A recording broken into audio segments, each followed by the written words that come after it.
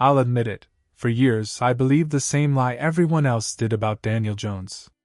I thought he was another New York Giants mistake, a bad draft pick, a meme quarterback, another name in a long line of next Eli Mannings, who never lived up to the hype. But somewhere between the boos, the broken plays, and that one playoff game that shocked the league, something changed. I realized we'd all been sold a narrative, one that wasn't entirely true. Because Daniel Jones might not be the quarterback we wanted him to be, but he might just be the quarterback the Giants needed. Today, we're going to dig deep, not just into Daniel Jones' career, but into the lie that defined it. We'll explore the media narratives, the early failures, the surprising moments of resilience, and what his story says about how we judge quarterbacks in the modern NFL. By the end, I promise, you'll see Daniel Jones in a way you never have before. Let's go back to 2019, the NFL Draft. The Giants were in chaos. Eli Manning was aging out, the defense was falling apart, and the fanbase was desperate for a new era. When the Giants selected Daniel Jones from Duke at 6th overall, the world lost its mind. The memes started instantly. Daniel Jones over Dwayne Haskins? A QB from Duke? The guy who threw 22 touchdowns in college? Giants fans in the audience literally screamed, "What are we doing?" And that's when the lie began. Daniel Jones can't be the franchise guy. He hadn't played a single down in the NFL yet, but he was already labeled a bust. Now, here's the thing people forget. Daniel Jones wasn't just some random pick. He was handpicked by David Cutcliffe, the same man who coached Peyton and Eli Manning. Cutcliffe once said Jones had the same mental toughness as the Mannings, not the same stats, but the same mindset. Still, the media didn't care about mindset. They cared about flash. And Duke football wasn't exactly flashy. Engaging tone. Tell me this, how many of you actually watched Daniel Jones play at Duke before draft night? Exactly. Most of us didn't. We just reacted to the headlines.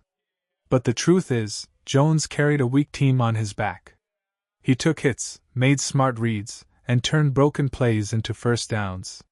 He was doing everything right, just not loud enough for the sports world to notice. The Giants saw a quiet leader, a grinder, a film junkie. But the fans? They saw a no-name from a basketball school.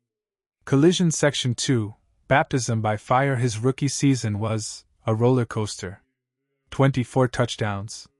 Over 3,000 passing yards. But 18 fumbles. And that's all it took. The lie got stronger. Jones can't handle pressure. He's turnover prone. He doesn't have the it factor. But let's zoom out for a second. That 2019 Giants roster? It was a disaster. The offensive line was ranked bottom 5. Saquon Barkley was injured for most of the year. The defense couldn't stop a nosebleed. Jones was a rookie trying to survive behind a line that collapsed faster than a folding chair at a barbecue. And yet, he kept fighting. He wasn't complaining, wasn't pointing fingers. He just showed up, week after week, absorbing hit after hit. Let's play devil's advocate here. If that same player had been drafted by a stable organization, say, the 49ers or the Chiefs, would we even be calling him a bust? Or would we be talking about his grit and toughness instead? It's funny how perception changes based on location. Because when you're the quarterback in New York, every mistake becomes a headline. Faced with tears of joy. Section 3, the meme era. Then came the moment that defined his career in the worst way possible, the trip. That's right. 80 yards of pure speed, and he just face plants. And the internet went nuclear. The memes were endless. Even SportsCenter made jokes. But here's the funny part, on that play, Daniel Jones clocked over 21 miles per hour. That was faster than Lamar Jackson on any run that season. Smiling tone. So yeah, he tripped, but he also outran everyone on the field. That moment became symbolic. Daniel Jones wasn't bad, he was unlucky. A guy who did everything right, just to have one thing go wrong. And that became his label. It's crazy how one play can define an entire career. Just like how one tweet can define an entire person. But here's where things get interesting. Instead of letting it break him, Jones leaned into it.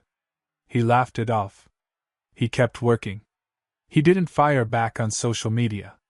And that quiet resilience, that's something people didn't give him enough credit for. Brain Section 4, the coaching carousel. Let's talk about what might be the real reason Daniel Jones struggled early: coaching chaos.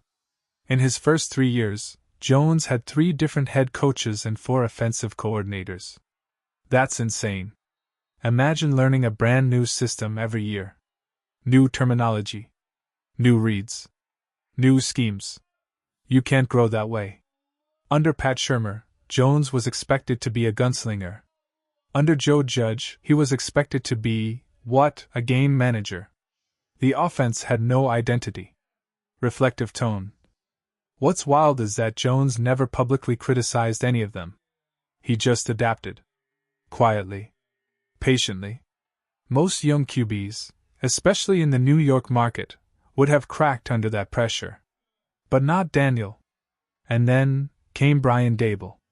Puzzle Piece Section 5, the Daboll Revolution 2022, everything changes. Daboll walks in, fresh off transforming Josh Allen into a superstar. But he doesn't rebuild the system around himself, he rebuilds it around Daniel Jones. He simplified the playbook. Encouraged Jones to use his legs more.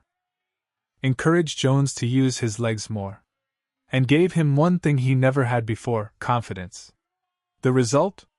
Jones threw for over 3,200 yards, 15 TDs, and just 5 interceptions. More importantly, he led the Giants to their first playoff win in over a decade. That game against the Vikings was personal.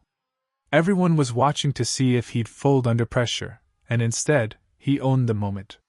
Over 300 passing yards, 2 TDs, 78 rushing yards. Daniel Jones didn't just play, he commanded. And suddenly, the lie started to crumble. People who once mocked him began to say, "Wait, maybe he's actually good?" Reflective. It's crazy how much difference one good coach can make. Josh Allen had Daboll. Jalen Hurts had Sirianni. Mahomes had Reid. It makes you wonder, how many great players were labeled as failures, just because the system failed them first? Moneybag Section 6, the $160 million question. Then came the moment that reignited the debate: his contract. 4 years, $160 million. And Twitter went ballistic. Overpaid. He's mid. He had one good season. But let's keep it real, quarterbacks in today's NFL get paid. Derek Carr got $150 million. Kyler Murray got $230 million. So in context, Jones' deal wasn't outrageous. The Giants didn't pay him to be Patrick Mahomes. They paid him to be their guy, steady, reliable, tough, and capable. And whether you love him or hate him, that playoff win bought him credibility. Now, sure, injuries and a poor 2023 season raised doubts again. But tell me this, if the Giants rebuild the line, get him another reliable receiver, could he bounce back? Because if we've learned anything from Daniel Jones' career, it's this: don't count him out too early. Red Heart Section 7, the truth after all these years. Here's what I've realized. The lie wasn't that Daniel Jones was bad. The lie was that he was supposed to be someone else. He wasn't drafted to be Eli Manning 2.0. He wasn't drafted to be flashy or headline-grabbing. He was drafted to be steady in the storm. And in a city like New York, that might be more valuable than we think. Maybe Daniel Jones' story isn't about greatness. Maybe it's about perseverance. About proving that not every quarterback has to be a superstar to matter. So what do you think? Has Daniel Jones been unfairly judged? Or do the critics still have a point? Let me know in the comments. I read them all. And if you enjoyed this deep dive, hit that like button, subscribe, and share this video with someone who still calls Daniel Jones a bust.